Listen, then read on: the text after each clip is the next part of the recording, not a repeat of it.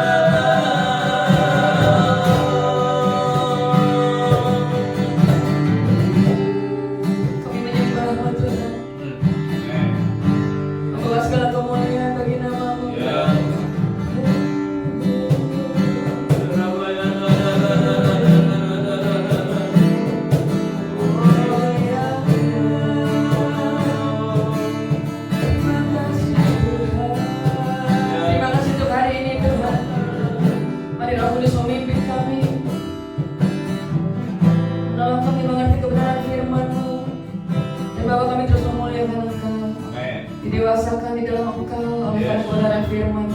Terima kasih demi nama Yesus Kristus. Mari yang percaya sama-sama berkata, amin. Puji Tuhan, shalom Bapak Ibu Jemaat yang dikasihi Tuhan, shalom. Mari kita melihat firman Tuhan.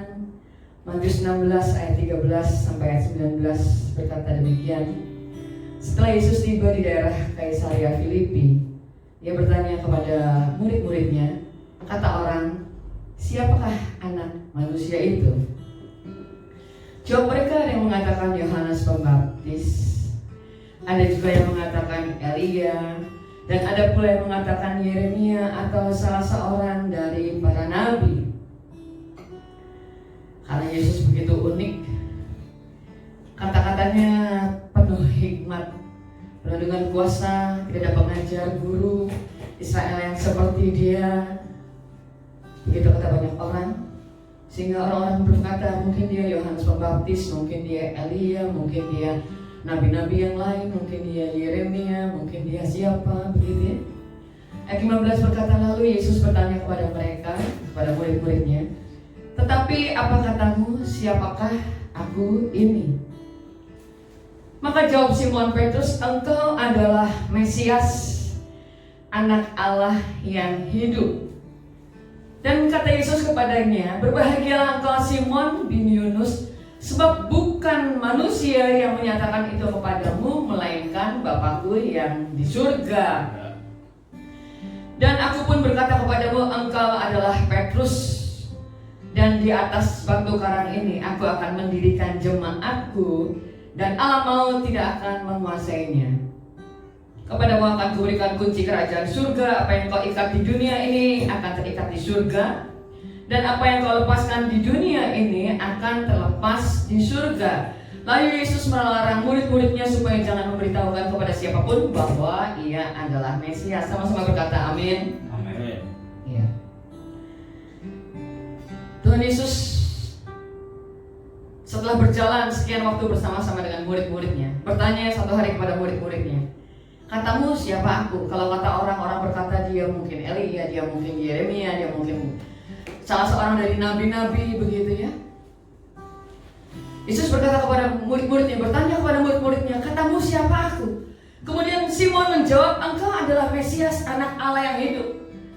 Dan pengakuan Simon bahwa Yesus adalah Mesias, anak Allah yang hidup, itu membuat, itulah dasar Tuhan Yesus membangun gerejanya. Pengakuan bahwa Tuhan Yesus itu adalah Mesias, pengakuan yang kokoh, pengakuan yang teguh, pengakuan dengan keyakinan bahwa Tuhan Yesus itu bukan hanya nabi-nabi, bukan guru, bukan rabi, bukan hanya salah seorang dari nabi-nabi, juga bukan Elia, nabi yang penuh dengan kuasa, tapi pengakuan bahwa Tuhan Yesus itu adalah Mesias, anak Allah yang hidup. Itu adalah dasar Tuhan Yesus sebagai persiapan menuju kematiannya, menuju penderitaannya, persiapan menuju dia meninggalkan dunia kepada murid-muridnya, persiapan dia membangun jemaatnya. Dia tidak berkata bahwa jemaat akan dibangun di atas Petrus, bukan, pastinya begitu ya. Tapi dia berkata bahwa di atas pengakuan bahwa Mesias itu adalah anak Allah yang hidup, itu yang pertama. Di atas pengakuan itulah, atas dasar pengakuan itulah Tuhan Yesus membangun jemaatnya. Jemaat yang kokoh di atas batu karang yang teguh, yang tidak akan dikuasai oleh alam maut sekalipun. Katakan amin. Amin. Kemudian yang kedua, Simon itu artinya adalah ilalang. Pada waktu itu Yesus berkata, dan aku pun berkata kepadamu, untuk Simon. Tuhan Yesus berkata, engkau adalah Petrus, yang artinya batu karang. Petrus, Petra, the rock itu artinya batu karang. Di atas batu karang, engkau sekarang bukan ilalang lagi, tapi engkau adalah Petrus, engkau adalah batu karang. Setiap kita bertemu dengan Tuhan dalam keadaan yang berbeda-beda. Petrus, murid-murid dipanggil Tuhan dalam keadaan yang berbeda-beda. Satu kali waktu Petrus selesai menjala ikan dan tidak mendapat apa-apa, Yesus memanggil Simon untuk menjadi muridnya. Yesus berkata, Yesus meminjam perahu Simon, ada banyak perahu yang lain, tapi Tuhan kita itu luar biasa. Dia punya rencana sesuatu atas Simon dan atas kita semua. Amin. Yesus meminjam perahu Simon dan dia berkata, mari bertolak lebih dalam. Lebih dalam. Setiap kita, apapun keadaan kita, mari bertolak lebih dalam lagi. Mari bertolak lebih dalam lagi. Simon yang adalah ilalang. Ilalang itu diombang-ambingkan oleh keadaan. Ilalang itu mudah goyah, ditiup oleh angin. Ilalang itu kelihatannya hebat, dalam sebentar tumbuh rumput, begitu ya. Tidak ditanam, tumbuh sendiri. Hanya karena di depan halaman kami itu kurang matahari, tidak ada matahari yang terik. Kemudian ilalang itu tumbuh begitu rupa mengalahkan rumput-rumput yang sebenarnya ditanam, begitu ya. Ilalang yang tidak dibayar, rumput-rumput yang dibayar ditata itu dikalahkan oleh ilalang. Tumbuh sendiri. diterbangkan oleh angin dari segala penjuru. Tumbuh sendiri begitu banyak. Ilalang itu mudah ditiup angin. Ilalang itu tidak teguh. Ilalang itu mudah goyah. Ilalang itu tidak stabil. Tapi mari kita bertolak lebih dalam. Amin. Mari kita maju lebih dalam. Mari kita bertolak lebih dalam. Dan Simon, waktu itu Tuhan berkata kepada Simon, dan aku pun berkata kepadamu, engkau adalah Petrus, di atas batu karang. Petrus itu adalah batu karang. Petrus bukan tidak pernah salah, tapi pemilihan Tuhan itu tidak pernah gagal sepanjang kita membuka diri kita. Petrus bukan tidak pernah salah, tapi Petrus yang adalah batu karang itu menjadi bahkan soko guru bagi jemaat Tuhan, menjadi rasul-rasul di antara bagian dari rasul-rasul yang utama dalam pembangunan jemaat Tuhan yang mula-mula. Kenapa? Karena namanya sudah berubah. Dia sudah bertolak lebih dalam, dari Simon menjadi Petrus, dari orang yang diombang-ambingkan oleh keadaan menjadi orang yang kokoh, bukan orang yang tidak pernah salah, orang yang salah. Ada begitu banyak keadaan yang membuat kita terombang-ambing, membuat kita tidak stabil, membuat kita mungkin goyah. Anda mungkin kecewa oleh satu keadaan, saya mungkin, Anda mungkin marah oleh satu keadaan dan lain sebagainya. Tapi yang salah tetap bukan keadaan. Yang salah adalah bagaimana respon saya. Yang salah adalah bagaimana respon Anda, respon kita semua menyikapi semua keadaan. Kita dengan mudah menyalahkan keadaan, tapi bagaimana respon kita? Mungkin kita salah, kita diombang-ambingkan. Tapi orang-orang yang stabil adalah orang-orang yang cepat kembali dari kesalahannya. Orang-orang yang, kalau Anda melihat bandul bergoyang-goyang, kemudian dia kembali ke titik stabilnya, ke titik kesetimbangannya. Begitu juga dengan kita orang-orang yang dewasa. Hanya sekejap, hanya sebentar saja mungkin kita goyah, kemudian kita kembali lagi. Simon yang adalah ilalang diubah namanya oleh Tuhan Yesus menjadi batu karang yang teguh, yang kuat, yang kokoh, yang tidak mudah diombang-ambingkan oleh keadaan. Berprinsip, yang teguh, punya prinsip.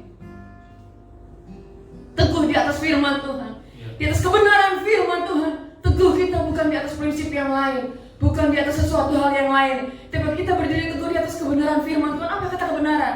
Mungkin untuk sesaat Anda, mungkin untuk sesaat kita diombang-ambingkan oleh sesuatu hal, tapi kita kembali lagi kepada firman Tuhan. Kita kembali orang-orang yang dekat kepada firman, orang-orang yang setiap hari merenungkan firman sepanjang hari, orang-orang yang pada waktu malam datang kepada Tuhan. Dia akan tahu manakala dia salah. Dia akan kembali kepada firman. Dia akan kembali teguh. Dia menjadi orang-orang yang stabil. Di atas batu karang ini, firman Tuhan berkata, Tuhan Yesus berkata, di atas batu karang ini aku akan mendirikan jemaatku, dan alam maut pun tidak akan menguasainya. Yang pertama itu adalah di atas pengakuan Petrus, bukan di atas dirinya, tapi di atas pengakuannya bahwa Yesus adalah Mesias, anak Allah yang hidup. Yesus bukan hanya nabi, Yesus bukan hanya rasul, Yesus bukan hanya pengajar, tapi Yesus adalah segala-galanya, sumber segala-galanya. Yesus adalah sumber kebenaran. Di atas Yesus yang adalah segala-galanya, Mesias, anak Allah yang hidup. Yesus mendirikan jemaatnya. Yesus berani mempercayakan jemaatnya di atas kepada murid-murid yang kepada murid-murid yang baru belajar sekian tahun bersama-sama dengan Tuhan Yesus. Mereka pastinya sudah disiapkan dari awal, begitu ya, pelajaran demi pelajaran. Kemudian masuk ke dalam pelajaran kehidupan bersama-sama dengan Tuhan Yesus.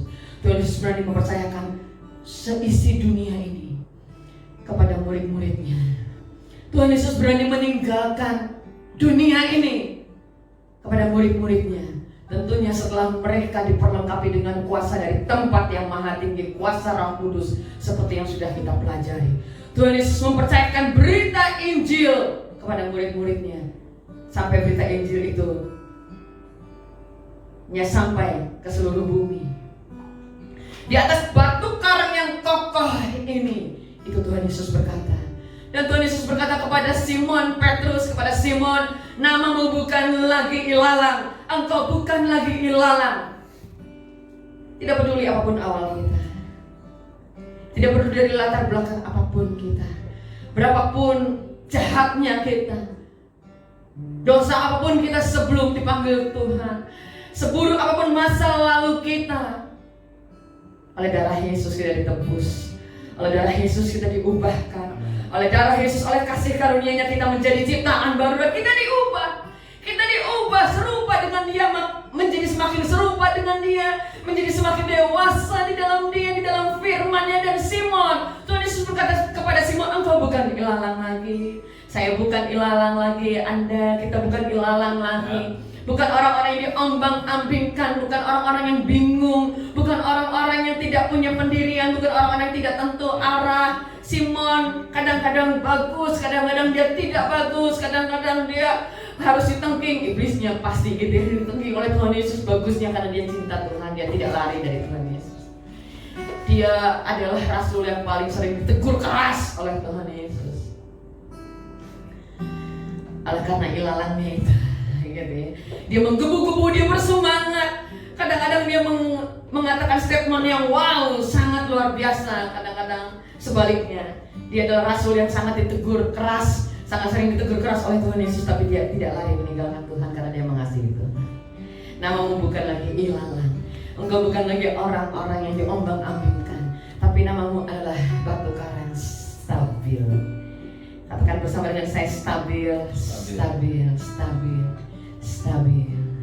Sejak awal saya ikut Tuhan, saya diajar untuk bagaimana menjadi orang yang stabil di dalam Tuhan. Kadang-kadang ada orang-orang yang sudah bertahun-tahun ikut Tuhan tapi tidak stabil di dalam Tuhan. Up down, kadang bagus banget, kadang tidak bagus, bahkan pakai banget gitu ya.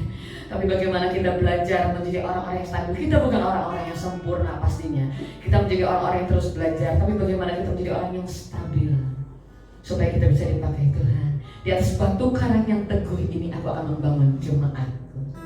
Supaya kita menjadi orang-orang yang teguh, yang kuat, yang kokoh, kembali kepada firman, selalu kembali kepada firman, selalu kembali kepada firman, dan selalu kembali kepada firman. Katakan amin. Manakala Anda sedang goyah, Anda kembali kepada firman, Anda kembali datang kepada Tuhan dengan membuka hati. Tuhan Yesus berkata kepada Simon, berbahagialah engkau Simon bin Yunus, sebab bukan manusia yang menyatakannya itu kepadamu, melainkan Bapakku yang di surga. Percayalah, waktu Anda punya hubungan pribadi dengan Tuhan, bukan manusia yang menyatakannya itu kepadamu, tetapi Bapakku yang di surga yang akan menyatakannya kepadamu. Kenapa Tuhan Bapa menyatakan tidak kepada semua orang? Kepada siapa orang itu membuka dirinya sesuai dengan pertumbuhan rohaninya. Bapa di surga akan menyatakan sesuatu. Barang siapa mengasihi aku pun akan mengasihi dia dan akan menyatakan diriku kepadanya. Yohanes 14 ayat 21. Demikian. Barang siapa waktu kita mengasihi Tuhan, mungkin kita dalam keadaan sedikit goyah, sedikit tidak stabil. Manakala kita mengasihi Tuhan, maka Bapakku akan menyatakan diri kepadanya. Biarlah kita selalu kembali kepada firman, dan kepada firman. Bukan manusia yang menyatakannya kepadamu, melainkan Bapakku yang di surga. Amin. Mari datang kepada Tuhan, kita berdoa. Ya. Amin.